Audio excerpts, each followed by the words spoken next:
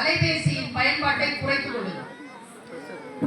மிக மிக முக்கியமான கருத்து நான் சொல்லுவது, நீங்கள் வீட்டிலே உங்களுடைய செல்போனை நிறைய பயன்படுத்த குழந்தைகள் கவனம் உங்கள் அறச்சொற்களின் மீது அல்ல, நீங்கள் பயன்படுத்துகின்ற கேட்ஜெட் மீது படியும்.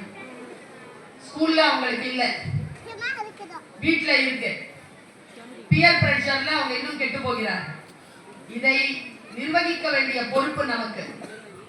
அந்த செல்போனை வீட்டுக்குள் வருகின்ற பொழுது சுவிட்ச் ஆஃப் பண்ணிடு. அவ்வளவு ஒன்றும் முக்கியமான செய்தி வந்துட போறதில்லை. 10 மணிக்கு மேல செல்போன் யூஸ் பண்ணக்கூடாதுன்ற ஒரு ஒழுக்க கட்டுப்பாடு எந்த வீட்டில் இருக்கிறதோ அந்த வீட்டில் குழந்தைகள் மிகப்பெரிய ஆளுமையுடன் வளர்கிறார்கள் என்பது ஆய்வு கணக்கு.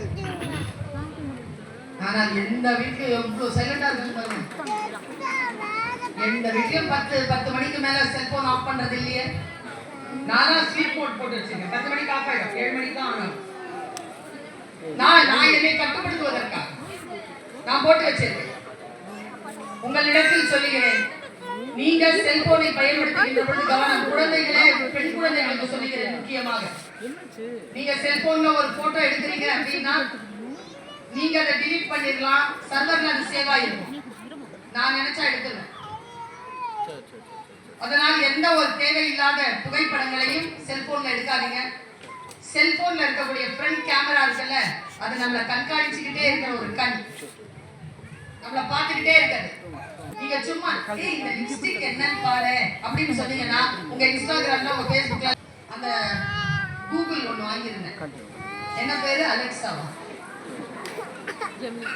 நான் குளிக்க போனோம், பாட்டு போட்டுட்டு போலாம் அப்படின்ட்டு ஹே கூகுள் அப்படின்னா யாரு வீட்டுலலாம் ஏன்னா எப்ப பார்த்தாலும் நாம தானா டாக்டர் சர்வீஸ் அப்படி நிக்கிறோம்.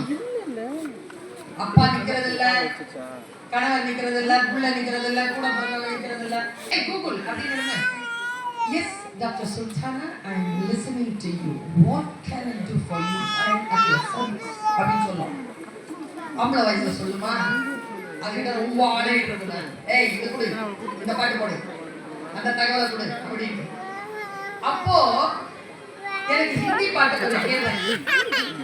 நான் கேட்ட பாட்டு என்னன்னா, பாசிகர் படத்துல வர பாட்டு. ஹிந்தி பாட்டு நீங்க கேட்டீங்களான்னு தெரியல. ஷாருக் கான் தெரியுமா?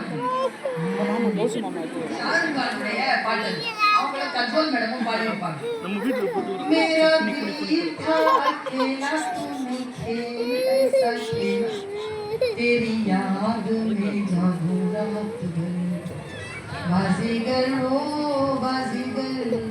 ரொம்ப பிடிக்கும் இந்த பாட்டு. நான் மேரா தில் தா கேலான்னு சொன்னனா அதுக்குள்ளே யாரோ பெல் அடிச்சிட்டாங்க. போயிட்டேன். போய் கதவு திறந்து பார்த்தா தினசரி போடுறவர், அவர்கிட்ட காசு கொடுத்து கதவு முடிட்டு உள்ள யாரும் இல்லை, வீட்டில் யாரும் இல்லை, மட்டும் தான். பெட்ரூம் திறந்துட்டு உள்ள வர வாய்ஸ் ஃபீமேல் வாய்ஸா மாறி இருக்கு. Doctor Sultana, I think you are back. என்னது ப்ளீஸ் சிட் டவுன் அப்படின்னு சத்தியங்க. நான் கேமரால இருக்கு, பையா சொல்றேன். சிட் டவுன் உடனே உட்கார்ந்துட்டேன். நான் ரிப்பீட் பண்ணிக்கிறேன். மானே உட்கார்ந்த உடனே இல்ல, have a deep breath, take a glass of water, drink. அதுக்கு நான் கிச்சனுக்கு போகணும்.